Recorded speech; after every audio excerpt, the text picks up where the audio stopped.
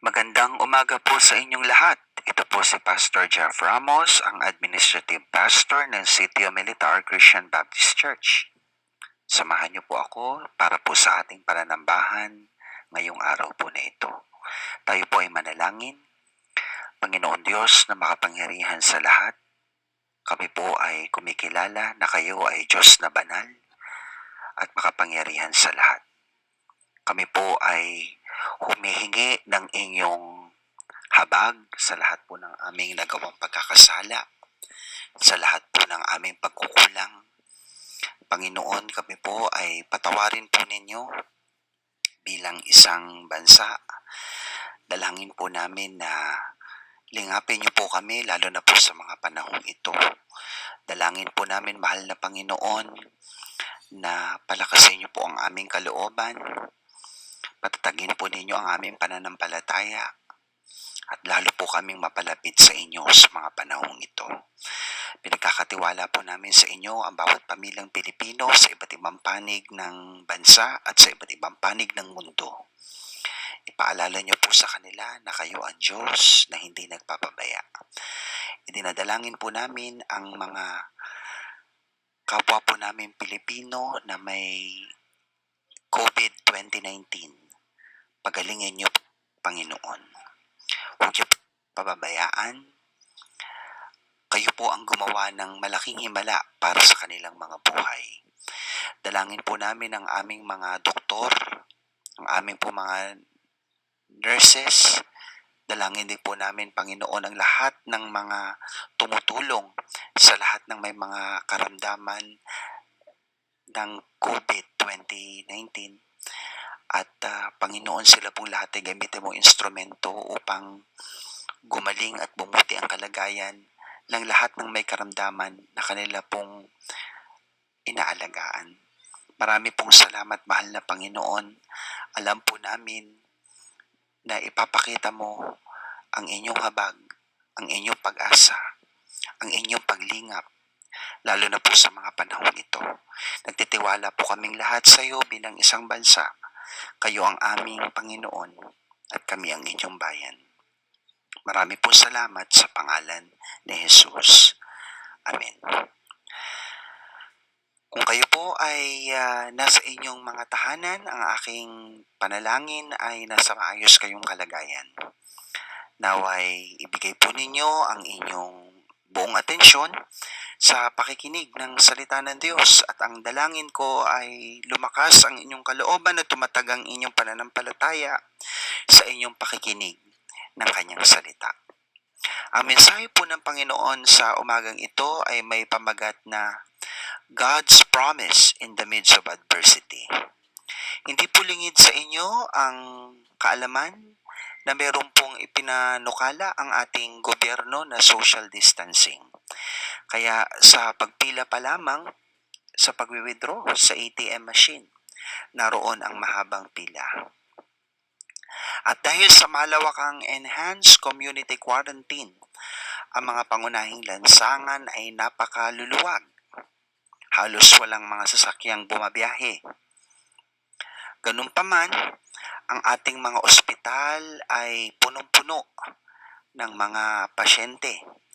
Ang ilan ay nag-overflow na kung kaya't yung mga bakuran ng mga ospital ay kinonvert na rin na mga holding area at doon nagpapagaling ang ilan sa mga kababayan natin na may karamdaman.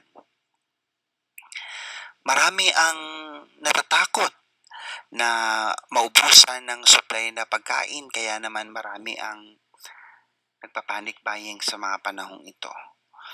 Ang pagpunta sa grocery ang isa sa mga hindi mo na naisin na gawin sapagkat tatagal ka ng 2 hanggang 3 oras para sa kakaunti mong bibilhin.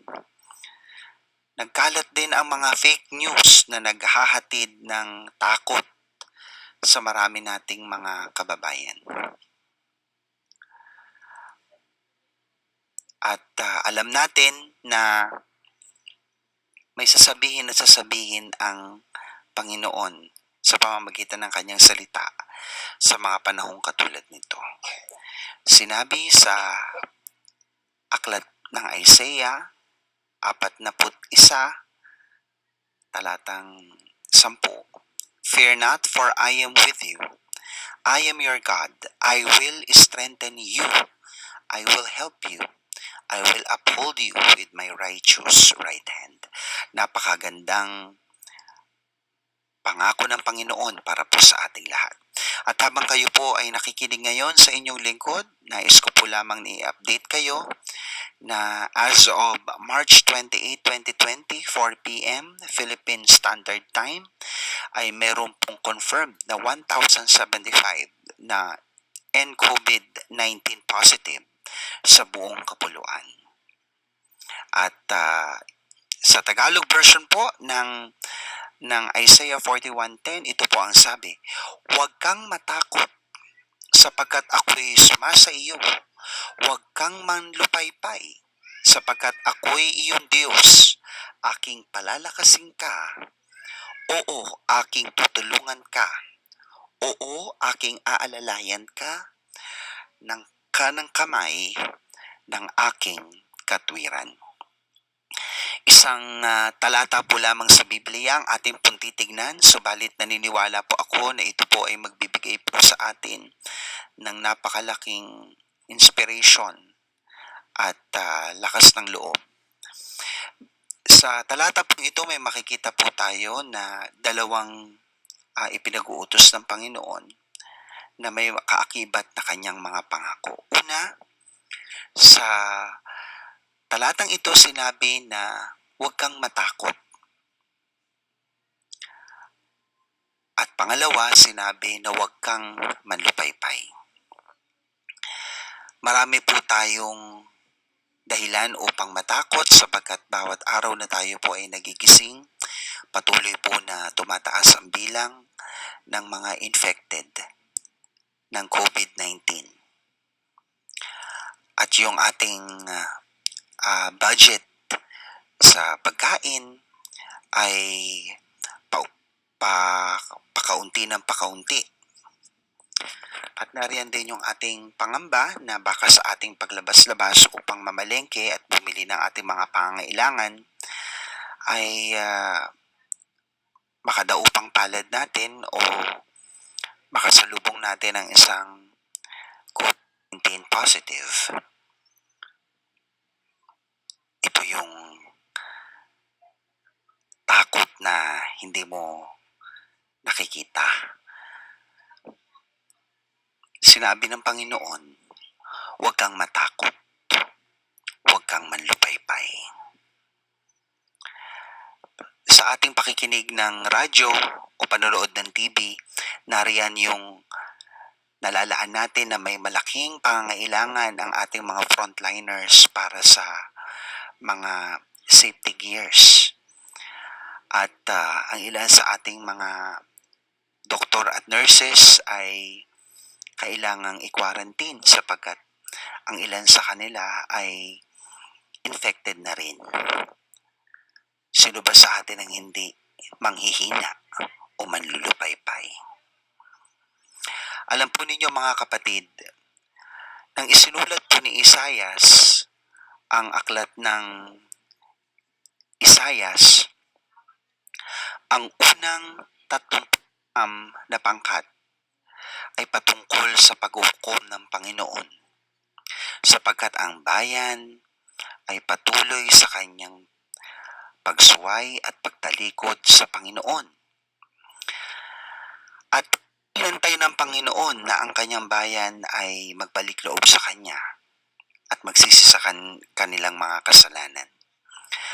Ang susunod na 26 na pangkat ay patungkol sa pagbibigay ng Panginoon ng kanyang pag-asa sa kanyang bayan na patuloy sa pagtalikod at pagsuway sa kanyang mga utos. Ang partikular na pangkat na ating tinignan ngayon ay pangkat 41. At ito ay tumutukoy sa pangako ng Panginoon na deliverance and restoration. Mga pangako ng Panginoon sa talatang ating nabasa. Ako'y sumasa iyo. Ikaw man ngayon ay may karamdaman, ikaw man ngayon ay nag-aalala na baka maubos ang iyong budget, ikaw man ngayon ay may pangamba sa iyong trabaho, sa iyong negosyo. Ang sabi ng Panginoon, ako'y sumasa iyo. Ano man yung iyong inaalala sa ngayon, ang sabi sa iyo ng Panginoon, ako'y sumasa iyo. Pangalawa niyang pangako, ako'y iyong Diyos. Siya ang makapangyarihan sa lahat. Siya ang iyong Panginoon at tagapagligtas. Ipinapaalala niya kung ano ang kanyang magagawa sa kalagayan mo. Aking palalakasin ka. Alam ng Panginoon na ang kanyang bayan sa mga puntong ito na sila'y nanghihina. Kaya naroon ang kanyang pangako ng pagpapalakas. Pagpapalakas ng loob, pagpapalakas ng kanilang pananampalataya. Sinabi niya pa rin na aking tutulungan ka. Nariyan yung kakulangan natin sa kwarto sa ospital, kakulangan natin ng health personnel, kakulangan natin ng vaccine, ng mga testing kits, kakulangan natin sa maraming bagay. Sinabi ng Panginoon, aking tutulungan ka. At dahil ito'y pinangako niya, maaari natin itong panghawakan at alam natin na makikita at makikita natin ang kanyang gagawing pagtulong. At sinabi pa niya, aking aalalayan ka ng kanang kamay ng aking katuwiran. So kapag hindi na po natin talaga kaya, tayo ay talagang nanghihina na at nawawala ng pag-asa, naroon pa rin ang pag-alalay ng Panginoon. Ang kanyang kanang kamay ang siyang magtatayo sa iyo at sa akin. At sa gitna ng paglaganap ng COVID-19 sa buong mundo, naroon din ang pagbaha ng maraming tulong. Naroon ang mga mensahe na nagsasabi na handa akong tulungan ka. Naroon ang ilan sa ating mga tagapanguna na patuloy na nag-iisip upang tulungan ang ating mga tagapanguna upang ang serbisyo ay maging posible sa marami sa atin. Ang katunayan, bumabaha po ng pagkain. Nariyan maging ang ilan sa mga kabataan na nag-iisip kung paano sila makatutulong sa mga taong patuloy na lumalaban sa COVID-19. Nariyan din ang buong pamilya na nagtutulong-tulong upang makapag-produce ng face shields for frontliners. May mga maliliit na bata na sa pamamagitan ng kanilang mga homemade cards ay makapagbigay ng pag-asa sa mga pasyente. At may mga nanay at tatay na nagsasabi, nakatatakot man, tutulong pa rin kami.